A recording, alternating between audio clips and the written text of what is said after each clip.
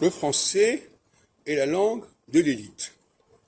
Je veux dire par là, c'est la langue qui correspond à l'élite. Ça ne veut pas dire que l'élite accepte le français. Il y a des objets qui ne sont pas reconnus pour ce qu'ils valent. Le français est la langue de l'élite et il exige beaucoup plus d'intelligence que les langues habituelles. Parce c'est une langue polysémique. Par conséquent, quand quelqu'un vous parle, il faut essayer de comprendre ce qu'il veut dire. Alors que dans d'autres langues, les mots sont très précis, voilà, ça c'est ça, ça c'est ça, etc. Comme dirait Marguerite Duras, dans une interview que j'ai entendue récemment, le français est une langue qui fait des phrases, et le vietnamien est une langue qui s'intéresse à des mots. Mais la plupart des langues fonctionnent sur des mots et non pas sur des phrases.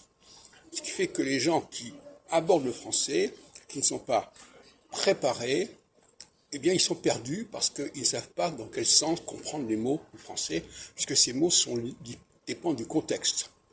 Par ailleurs, le français comporte des sonorités particulières, par exemple le on, le en, le un, plus la question des liaisons, des syllabes qui sont un petit peu court-circuitées, si on peut dire.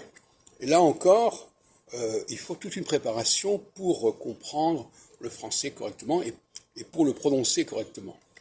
Et par conséquent, là aussi, on voit par exemple dans le passage du masculin au féminin, le masculin exige une sophistication au niveau de la sonorité beaucoup plus importante que le féminin.